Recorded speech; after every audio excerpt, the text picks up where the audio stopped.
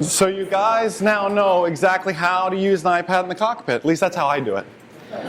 I've since bought every single one of those apps and every single one of those animals. My wife isn't too terribly happy with me, but we're kind of like Noah's Ark. Thank you so much for coming out, guys. What I'm going to teach you today is a little bit different.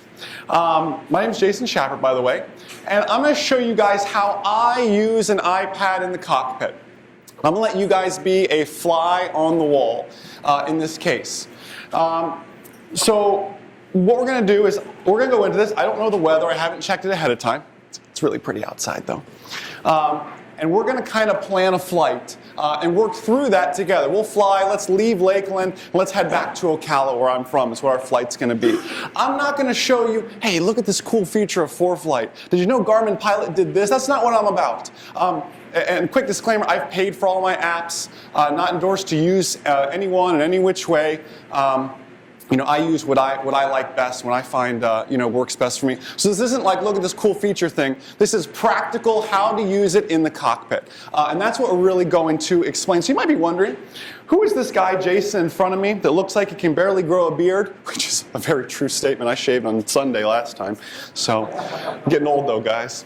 Anyways, my name is Jason Shappert. My lovely wife and the great team here, we run a flight training blog called MzeroA.com. Anybody here ever heard or seen an MzeroA.com video or anything like that by chance? Awesome, awesome, very, very cool.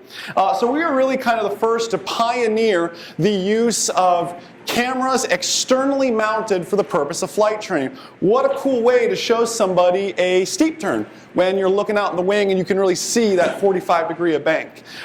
This led to us having the #1 rated online ground school, over 400 videos, both private and instrument pilot, for our online ground school members. I know David, there's quite a few other ground school members and such out there now. Also led us to having 8 books, 6 of them here, all of which are available for sale right over there on your way out. Pass your private pilot check ride, pass your instrument pilot check ride. Literally sat down through hundreds of check rides, wrote down every single question they asked, and then provided you with the best answer. So I call it your examiner's favorite test prep questions, as well as the FAR aim in plain English. Thank goodness, huh? Jeez Louise.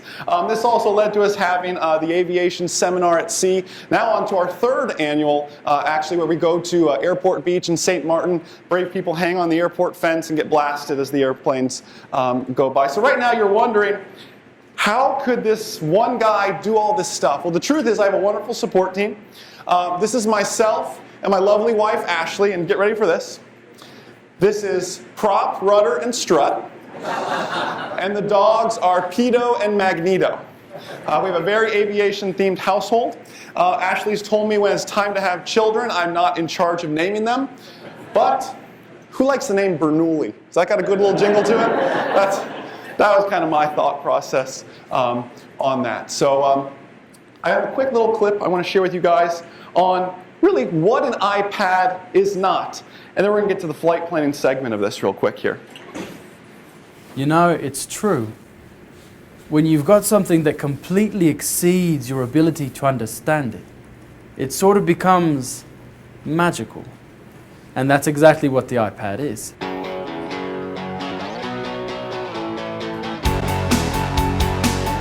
This is the perfect device for listening to your music on the go. Right now, sorry. Ooh, good thinking. This innovative tool is essential for your multimedia needs, whether you're in the car, at home, or at the gym. The iPad's perfect for me. I can check my Facebook accounts, my Twitter updates, I can read the news, I can do everything to make my life easier. Jeez! That guy came out of nowhere!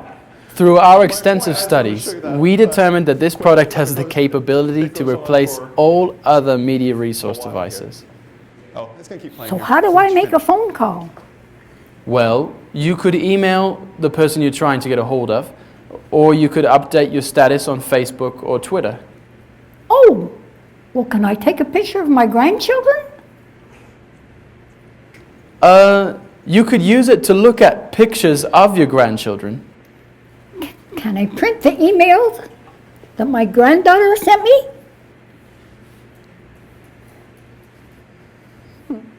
There is no up or down. There is no right or wrong way to hold the iPad. We've got some really great accessories as well. We've already designed the attachment iPad with wings, which will hold it in place, move with your body, and offer maximum protection. If your laptop is too powerful and your iPod hasn't got enough kick in it, that's where the iPad comes in. So what I really wanted to show you was the guy driving, because the whole purpose of that, and I love using the iPad in the cockpit, but do we have any flight instructors in the room, by the way? Any flight instructors ever been flying with a student and they are just head down the entire time? You think, please look outside, kind of like that guy driving.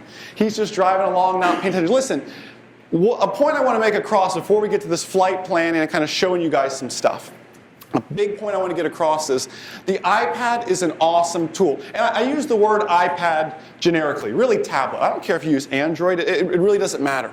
They all serve their purpose as a great tool to increase situational awareness, but it's not a crutch. Behind my seat in my airplane, you'll find paper charts. You'll find paper approach plates. I'm not using the iPad as a full-on replacement for paper because batteries die, things break, things go wrong. The iPad is a great fallback sort of plan. I'm really worried we're grooming this generation of pilots that are trained to follow the magenta line, unfortunately. It's true. What's going to happen when something fails? What's going to happen when you've got to track that VOR inbound? Are you going to know how to do it? VOR, maybe they just made the VOR needle magenta. Maybe everybody will be able to follow it. I'm not sure. But I worry about that. So take what I'm going to show you and use it as a great situational awareness tool in that case, because that's where it's going to help you the most. So for some reason, the projector cable is only so long. So I'm going to sit right next to this nice gentleman. He smells good and everything, I guess. I said hi to him earlier. And I'm going to sit in the audience with you, and I'm going to watch myself as well as we're up here. So I'm going to sit down with you guys over here, and I'm going to try to hold a microphone and do this all at the same time with you guys. So I'm using, for this demonstration, I'm going to use AOPA's FlyQ. Again, I paid for my version of the app.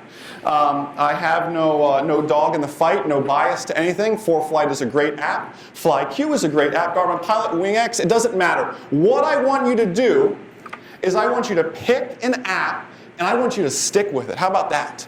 Just pick one and stick with it. I don't care which one you choose. I'm just going to show you this on FlyQ because it's easiest for me. I have it right here, right now. So, guys, I want to fly back home. Get a little homesick being down here at Sun Fun for so long. I want to head back home to Ocala. So I'm going to come up to that top left, and I'm going to click Search for Airports, and I'm just going to go ahead and start typing my little flight plan in, and I'm going to go KLAL to KOCF. Because first and foremost, I just want to see the route. I want to, this is going to sound bad, I want to see that magenta line though, to kind of see where I'm going to be going. All right, so I landed on my navigation log. Now, anybody here ever done a navigation log by hand, like manual E6B drawn? I love you guys. I love you guys, okay? Don't get spoiled and fall in love with this, okay? I want you to, please don't throw away your manual E6B, all right? You can donate them to me if you don't want them anymore. You land on the navigation page, and this kind of gives me a brief little synopsis. That's cool. We're going to come back to this. I'm clicking down at the bottom to my maps, and I'm pulling up because I do want to see that magenta line. I want to see what route it's effectively taking me, and I kind of look at this. Well, first thing that jumps out to me is what? That big TFR around Lakeland. Well, we all know what's going on there, so that's A-okay. And I want to kind of see what this route's going to take me. Anybody ever heard of the Green Swamp? Any locals around here? Green Swamp? Yeah, that's what we're looking at right here north of us. That's the Green Swamp. Talk about trying to find a VFR checkpoint out in there. It's kind of hard. There's those power lines, and that's really about it. But that's kind of what I'm looking at right now. I'm saying, okay, on the way out of here, everything hits the fan. Where am I going? Out of Lakeland. Okay, well, geez, there's really not a whole lot. I see I-4. Let me zoom in so we can see this a little bit better here. And we're just kind of looking at our routes. I'm picking out some great VFR checkpoints as we're going. Hey, there's Zephyr Hills. That's good. You know what I'm doing in this case too, because I'm still a paper guy? I'm coming over here. Let me turn my traffic off so you don't see that big ring that's in the way there. Get rid of that for you. Zephyr Hills. I'm writing down Zephyr Hills ASOS. I'm writing down, or ASOS, sorry, I'm writing down their common traffic. Why am I, you're saying, Jason, you got this great tool, why are you writing that stuff down? Well, if everything hits the fan, I'm going to be real glad I have that frequency, because who knows if you're carrying paper charts in the back or not. So I'm checking all that out. Everything's looking good. This green swamp isn't doing me any favors as far as finding great checkpoints go. I'm kind of, sort of parallel. See those power lines to the right? Geez, I'm kind of following those. There's the Withlacoochee River. Bonus points for spelling that one to the left. So we're kind of in between that, but geez, I mean, having flown over this area a lot, guys, if there were to be an issue, I'm going to have some altitude over that green swamp, because there's not a whole lot happening out there.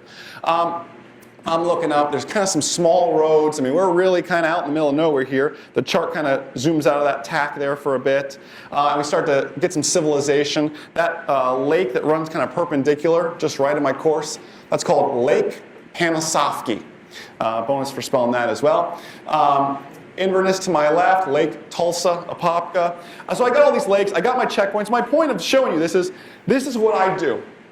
I know where I want to go. I want to see the straight line course. Because here's what it is. A lot of people say, should I navigate around that Class Bravo airspace? What if that restricted airspace is hot? Well, here's what I want you to do. I want you to plan direct first. And then I want you to have an alternate. Now, there's no restricted airspace in this case, but if I had to divert or do something, I could simply grab my line and move it around airspace if I had to. I could move it around weather if I had to, and that makes my life really a whole lot easier, in that case, for a quick diversion. A diversion on the fly. Get it? I'm really bad with jokes. You guys got to help me out a little bit. Thank you, sir. So that's what I want to do. I want to kind of take a good look at my course and see what is happening here. All right, what's next? What's something else you guys want to see before you go flying? Absolutely. I want to see some weather. I think you're spot on. So bottom there, you can see the weather tab. I'm going over to the weather. Now let's let this load up, and let's see what actually comes up. You know, we got a TAF. I should have hooked up to their Wi-Fi, but we'll survive with this TAF right here. This was done this morning when we woke up, though. Let's click on this TAF real quick here, and let's check some stuff out, though, for the Lakeland Airport in this case. I made it big so you guys can see it. By the way, guys, do yourself a favor and leave your TAFs and METARs in the raw form. Okay? Could you translate them? Sure, you could translate them. But one of these days, you're going to end up where you can only get access to a raw METAR, and you're going to look at that and you're like, man, I used to know how to do this thing. I don't know how to read that FM. What radio station is that again? And you're trying to figure all this sort of stuff out. Do yourself a favor, learn them and master them in that raw format. It's going to help you a whole lot. So let's kind of read through this real quick. So it's 11:20 now. So we're looking. Let's just start with early this morning. So temporarily on the 5th, between 1200 and 1300 Zulu, a mile in BR. What's BR mean, guys? Mist. Mist. You know how I remember that one? Baby rain. You guys are really smart. And then scattered at 600. That might be the reason for our delay in the balloon launch this morning. You think so? So let's look a little bit further. So from the 5th at 1300 Zulu, winds 240 at 6. P means greater than 6 statute miles. A quick quiz question. I know this is off the topic. Anybody know why a TAF only shows you out to 6 statute miles? Why don't they give you out to 10, like a METAR does? Yeah, that is. So a TAF is a terminal aerodrome forecast. And an aerodrome, by definition, is 6 statute miles. So they can only forecast within their, within their aerodrome there. That's your interesting fact for the day. And then scattered up at 25,000, that really doesn't mean a whole lot to me. So basically, what did we just learn really quick? There was fog and it lifted.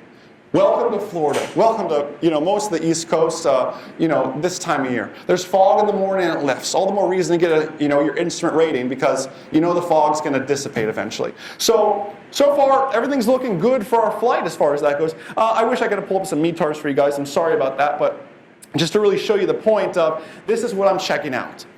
Looking at METARs, look at TAFs, where I'm going, and also in between. Now keeping in mind, METARs are showing my surface winds, not my winds aloft. So I'm going to dig a little bit deeper, and let's take a look at some winds aloft for pi, all right?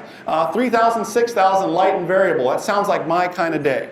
I fly a Cessna 150 and a 172, so anything over 6,000 feet an achievement for us. So we're going to stick around that 3,000, we're going to stick around that light and variable kind of area. So that made our flight planning a whole lot easier. In that case, I really like that a lot. Let's see if I get any of this other gallery and stuff to load up here. Again, I told you I wasn't going to talk about features, but I do like this thing. I believe ForeFlight's doing this as well. So again, this isn't a feature thing. This is just this app kind of show you the different altitudes and what it's going to do to your ground speed. And obviously the rest are light and variable, so that kind of shows you that. I appreciate that because I'm very much a visual person, and that helps me out a little bit to kind of see that. Let's see if any prog charts. I don't think any of that's going to come up without Wi-Fi, unfortunately, but that's okay. Let's go. Ask you guys this, are we cool to fly? Anybody making a no-go decision so far? Are we cool? Everybody's going, right? All right, so far so good. We've downloaded our 30-page NOTAM to get out of Sun and Fun. We've got that all set up as well, and we're good to go. So, and this is something that all these apps do, is they have a simulator, guys. So check this out. You guys probably know this, but that's okay. We're going to start the simulator. And literally, we're flying. Let me speed it up just like a hair. I mean, I do fly a Cessna 150, but my goodness. Hide that. So it has a simulator, because what I want you to do is I want you to become an expert at whichever app you choose, and I want you to become an expert of it on the ground. And you can do that via the simulator mode, sitting on your big, comfy, lazy boy couch and hanging out. All right. You can also, for my fancier guys out there, integrate this with X-Plane, which is really, really sweet. So you're flying on X-Plane, and you're seeing what you're actually doing in X-Plane. And it gives you a good chance to learn how to multitask and really integrate that iPad into your flow. By the way, remind me, before I get done, to share you guys about mounting the iPad in the cockpit, before that slips my mind. So we're flying so far, so we're looking down on our ticker tape. Obviously, we're climbing, solid 85 knots. That's a good day for the Cessna 150. And everything is looking, anything better than backwards, you know? So everything's looking great so far. We're heading up to Ocala. Got my little timer. Always good to start a timer if you're going to be switching tanks or anything like that for my Cherokee guys, all that sort of stuff. So it's looking good. But guys, we've got a big pickle here. Anybody ever check the weather, it looks good, you make a go decision, you get up there and you say, this isn't what that METAR said, this isn't what that TAP said. Anybody ever, show of hands, ever got up there and said, that weather, I don't know what that flight service station guy was talking about, because it's a different ballgame. No offense to flight service station personnel in here. But we get up there and there's some really nasty weather, guys. So, I mean, it's kind of coming behind us. A 180 is really not an option. We need to make a quick diversion. Where do you guys want to go to? Yeah, I mean, it depends on where the weather was, would have been a good answer. But let's say Zephyr Hills is beautiful. Remember we wrote down that ASOS? Aren't we glad we did that now? All right, so we're going to divert to Zephyr Hills. Well, I can do that real quick. Again, drag my course. If I hold down on my course, I can drag that thing anywhere. I'll put it right down here on Zephyr Hills, and that's all set. I'm simply going to click on Zephyr Hills, and man, I've diverted to Zephyr Hills now. Okay? Cool, yeah. But think about back to your private pilot days, and some of you may be approaching this, that cross-country diversion. Heck, you do it on your instrument, your commercial pilot checker, it doesn't matter. You're going to do a diversion on your check ride. This will not suffice. Dragging the magenta line will not suffice to a check ride examiner. You're going to look really cool in your own mind, but it's not going to work for the sake of your check ride. Because you need to answer a few questions. The first one is, how long will it take me to get there? And do I have enough fuel to get there? And could we just do that simply by looking at our little plan? Well, I guess we could if we want to call ourselves cheaters, but nobody's in here is a cheater, right? So of course, on our check ride, we would get out that wonderful manual E6B, which we all are just wizards at, and we would calculate it out. Now, we've got our diversion going, and everything's set as far as that goes, so we're heading to the Zephyr Hills Airport. Now, let me share this with you guys, because I know the question is going to come up. And I'm going to stand up for a second because I'm an antsy guy and I can only sit for so long. I'm just going to let us keep flying to Zephyr Hills. I know the question is going to come up because it gets asked every time I do this. Is Jason, is this really how you do it? Well, let me tell you. I plan everything out on the iPad. You hear me talk all about this manual E6B and calling flight service stations and everything else. Jason, is that really what you do? Absolutely, it's really what I do. I have filed IFR flight plans, trusting my iPad. I'm number one, holding short of the runway, and I go to contact Jack's approach at this little pilot-controlled, uncontrolled airport, and they say 7159 Quebec, I'm sorry, but we're not expecting you. I have no flight plan on file for you because I filed it electronically. I am in the habit of always calling a flight service station. I like to talk to a human sometimes. This is great information, but didn't you just see what happened? I didn't have Wi-Fi, so I didn't pick up my METARs. But if I just called the guy on the phone, what I'm saying is plan your flights this way. That's great. But verify with the flight service station. Check your numbers on your E6B just to keep yourself proficient, okay? Maybe you'll even be better than this one of these days, okay? That is what I'm trying to get at. This is an awesome tool, but to use it properly, you need to avoid head down time, and I want you to use it as a backup. This is not your crutch. Your crutch is what's up here, and that's what you put into it, okay? You're going to get out what you put into this flight training gig, okay? This is just a great backup to what you're already doing. I still buy paper charts. I know it sounds crazy. Listen, this is even good. If you got ramp checked, I'm current, effectively, all right? From that standpoint, I'm actually current.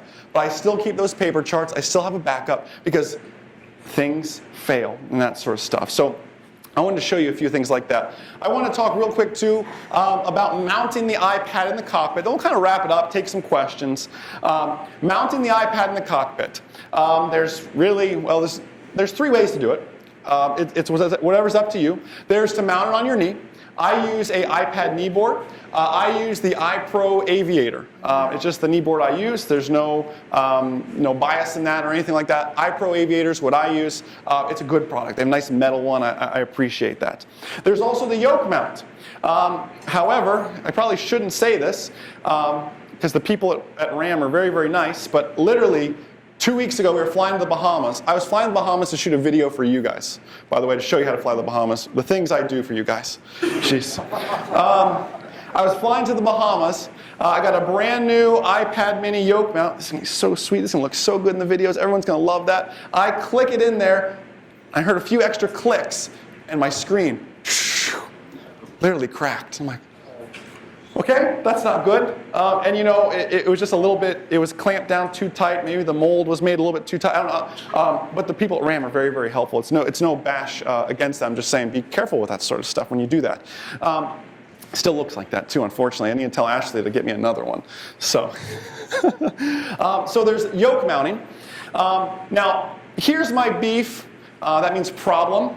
I use a lot of poor slang sometimes, with the yoke mount. It's in the Cessna 150, the yoke is very small as it is. I find myself reaching around to grab that yoke. The iPad, the mini, is really all you can have, like in a Cessna 150, 152. Even in the 172, you've got just a little bit of space to grab in there. If something happened, you need to grab on it real quick. The iPad's almost in the way.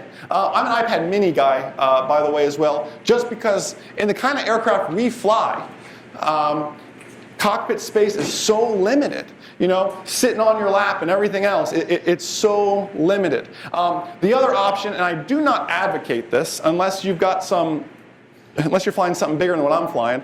I've seen this, is people with the suction cup mounts that literally like mount it to like the windscreen, like it's their cool heads-up display, or mount it to their window. And I'm thinking like, what are you thinking? Like, oh, flight following will point that out for me. You know, no, I don't think they will all the time. I worry about running into things up there. Even they're not going to point out birds to you either. So I'm a big fan of. I like all my cockpit space. You know, I like to see outside. Please don't, you know, mount it like where you mount your magnetic compass up top and it hangs down. You're like, yeah, I'm like Tom Cruise, you know, with your iPad up there. That's not cool. So my two schools of thought are either on your lap, on some, it's got to be on some sort of knee board. I sometimes cheat and just let it sit on my lap, but I find myself more times reaching down to pick it up off the floor. And if you're an IMC and you're reaching down to pick something up off the floor, you come back up, what could possibly happen? Yeah, exactly. Spatial disorientation, vertigo, absolutely, it is going to happen in that case. So it needs to be strapped down somehow. I do all my instrument stuff. I love having my instrument plates, on the iPad. It is great, great stuff doing the briefs from there, but I still have the paper to back everything up. And that's really the main point, guys. So to really summarize everything, the iPad is a great tool. I want you to pick an app that you like, that works for you. I got no dog in the fight. Remember that? Okay? I want you to pick a mount that works for you. I want you using an iPad in the cockpit, but I want your eyes outside. That's what I want to see the most, because that's what's most important in that case. So, guys, I'm basically wrapping up. Anybody have any questions? Yes, sir? What are you doing with your 396 during this time? Okay, so what am I doing with a 396? Well, before the advent of ADS-B came out, I was using the 396 and XM Weather. Now with ADS-B, I find myself using ADS-B Weather, and the 396 actually stays in the flight bag. The 396 is my everything hits the fan, that's what's going to come out because it's charged, or I've got the cigarette lighter, and it's good to go, in that case, as far as the 396 goes. Yes, sure. Apple Weather. Mm-hmm. You're using the free weather. Yeah. Composite image. No. Very, very limited. Sure. No, listen, and if you guys have been to the ADS-B seminars, they're going to say it better than I do. But this is just me being real. ADS-B is so limited right now. The only time I see ADS-B traffic is when I fly over Orlando or Tampa International, because those guys have ADS-B. Some of these flight schools with their fancy, G1000 stuff, have, Modes have ADS-B, out in that case. And you're right, the weather is very limited in that case. And to that defense, this brings up another a smart, trying to be a frugal flyer in that case. Do you continue paying the $35, whatever it is nowadays, a month for XM and have ADS-B? Hoping that one day to cancel that XM, that ADS-B is going to be good enough weather-wise and everything else to take that over. And eventually, yes, I hope so. I sure hope so. Free weather would be really, really nice. But you're spot on. It's very limited. I mean, it's better than what like Flight Following or ATC is going to give you, though. In that case, they're just seeing precip. It is nice to have ADS-B and pick up some METARs, along my route and everything else, rather than tuning into every ATIS, ASOS along my route like I used to do. So it is helpful from that standpoint, but you have to realize it's limited. What were you saying, Ash? Yes, sir. I didn't know that you had to have ASB out transmitter in the area to pick up weather. That was traffic only. That is for traffic only. I'm sorry if I misspoke. You're going to get weather regardless. Sure, you're going to get weather, as long as you've got an ADS-B connection, absolutely, you're going to pick up that weather. You've got to be within range. Your range on weather is 400 miles. Yeah, exactly. Depending on your, and this brings up, thank you for jogging my memory on this too. This brings up another great point. Again, this isn't an ADS-B seminar. Look, we're doing such a good job on our diversion. This is not an ADS-B seminar, but keep this in mind when shopping for apps and when shopping for ADS-B. Stratus is proprietary to ForeFlight. The Garmin, I guess their name, yes, their Garmin is proprietary to Garmin Pilot. So remember that sort of stuff when you're shopping. Don't go out and buy a Stratus and think you're going to use Garmin Pilot with it. All right, be smart with that, otherwise you're just going to be refunding that back to whoever you buy that from. I use the dual ADS-B. The reason I chose the dual ADS-B is because I hook up the dual ADS-B and I hook it up to my FlyQ. I hook it up to whatever app I really choose as far as that goes. There's nothing proprietary about that in that case. Any other questions? And yes, sir. Do you need a data plan to fly with an iPad? That is a great question. The answer is no. And here's the scoop. That is a iPad mini 64 gig on Verizon's 4G network. However, I have not hooked it up to Verizon's network just yet. The reason I bought the 4G model, whether it be Verizon, AT&T, Sprint, it doesn't matter, is because that iPad has a built-in GPS in it. I'm not paying for I should have paid for the data. We've got our METAR, so I'd stop being so cheap.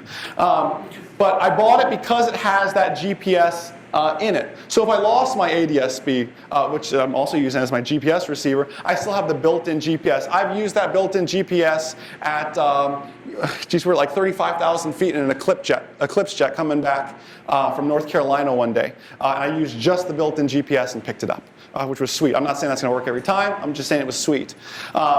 So that is the reason for that. You don't have to activate it. I'm not trying to get you another $30 a month, bill or anything like that with your cell phone provider. But I would buy the one that has that, so you have that option. Any other questions? Yes, sir, over here. I'm a helicopter. It's always, I can't see it. There is. So here, do me a favor, guys. Write this down. The URL is digitalflying.com. Digitalflying.com. In there, I explain things about sun glare. I explain. I actually have one listed in there. The name. You get old like me, guys. You start forgetting stuff. Don't get old like me, guys. It's really tough. But there is a adhesive. Like you use to protect the screens, you can put over it for sun glare if you can't see it. Also, mine is not retina, but I've heard and seen with my own eyes that the retina display can help with sun glare a little bit as well.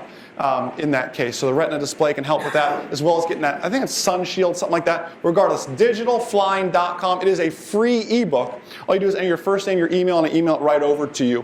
And you can check that out. You can see, we really take this in a greater detail than we can just in an hour long presentation. Any other questions? Yes, sir, over here. Really a question more a comment. One Yes. thing, turbulence. Even with slight bit of turbulence, very hard to work it. So I switched over to using a rubber tip stylus, and that's all my problem.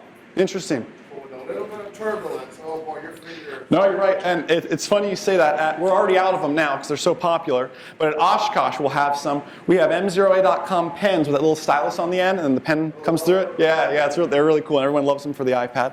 But no, you're right. And the other thing too, you can say, oh, I can lock the screen. This pretty lock button right here. Well, you can lock it, but then that doesn't allow you, to touch anything. So if you're in turbulence, you're getting bumped around, you don't want to accidentally bump it and change something. You can also, in the settings, the little switch that's on the side that you use to mute yourself sometimes, like when you're going to church, that sort of stuff, so it doesn't ring. You can switch that to lock orientation as well. So when you're really getting bumped around, you're not going landscape, like back and forth and really screwing yourself up.